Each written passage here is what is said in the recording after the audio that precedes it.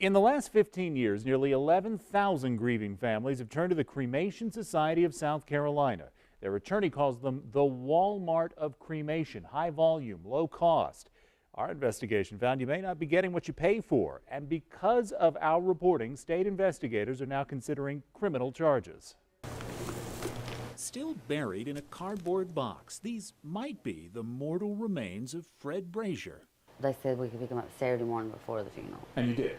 Yes. Sherry Ackridge held her brother's funeral last year with those ashes surrounded by mourning family. 2 weeks later, phone records show the Crematory Society of South Carolina called Sherry again. She says the Greenville-based company told her to come pick up her brother's ashes a second time. The company later called it a miscommunication. It's just like everybody just kind of flipped out. I mean, it was unbelievable.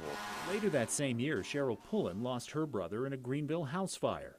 Bubba Stevens had been sick for years, so Cheryl says she prepaid for his cremation, including this $500 check written to the Cremation Society in 2007. When Bubba died, she says the society told her they had no record of her payment. When we tracked that money, we exposed a business that claimed to be a nonprofit, discovered one criminal investigation, and triggered another.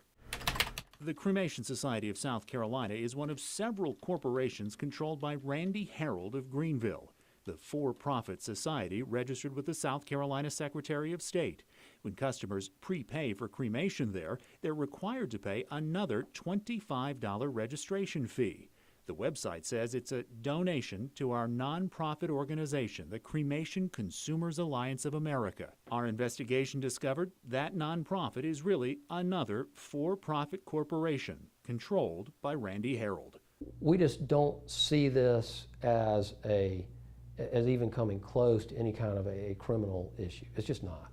Jim Bannister is Harold's attorney. He says Harold was planning to create the nonprofit soon, saying it was a recent addition to the website. You're talking about one guy running a fairly large corporation, and whether or not he has violated something by putting that on there is something we'll have to look into. The Secretary of State is looking into it too. After we contacted them about the alleged nonprofit, the agency told us they were looking to see if Cremation Consumers Alliance had violated the South Carolina Solicitation of Charitable Funds Act. We also learned the Department of Consumer Affairs opened a criminal investigation into the Cremation Society's pre-need sales, like the one paid for by Cheryl Pullen.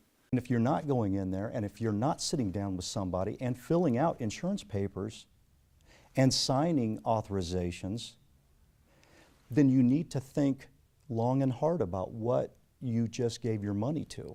Before buying his own mortuary, Michael Keith was a contract worker at the Cremation Society.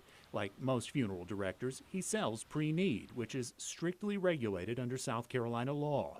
When families buy pre-need, they're actually buying insurance. The funeral home isn't paid until after the service. The price is locked in. It's guaranteed the day that you sign the paperwork.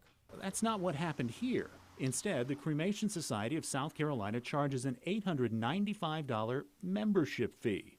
The description on their website says that members get free cremation, storage, and documents. Unlike pre-need insurance, there's no guarantee. Even after paying nearly $900, you may owe more.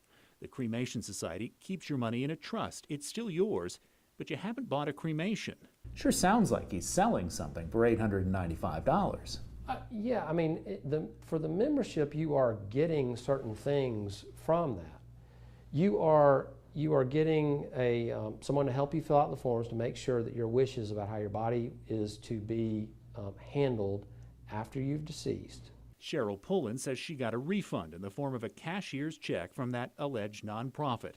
After searching the crematory's files, Consumer Affairs sent this letter to all Cremation Society members to determine who has prepaid for their cremations, to ensure the Cremation Society of South Carolina is following all required procedures. Bannister says his client runs a reputable business and did nothing wrong. 15 years into doing business this way, suddenly it's illegal. Meanwhile, Sherry Ackridge still has someone's ashes. He was tired of dealing with us. It was human error, and that we had the right ashes. Bannister told us the follow-up calls may have been a miscommunication, simply telling Sherry to pick up additional paperwork. Sherry isn't so sure and refuses to scatter these ashes for fear she's scattering a stranger. After we raised questions about the nonprofit, the Cremation Society changed its webpage, removing the words nonprofit. The Secretary of State's office tells me they've already contacted the society about this investigation. The law carries strict felony penalties if someone's found guilty of illegally selling pre-need funeral service, including as much as 10 years in prison. Back to you.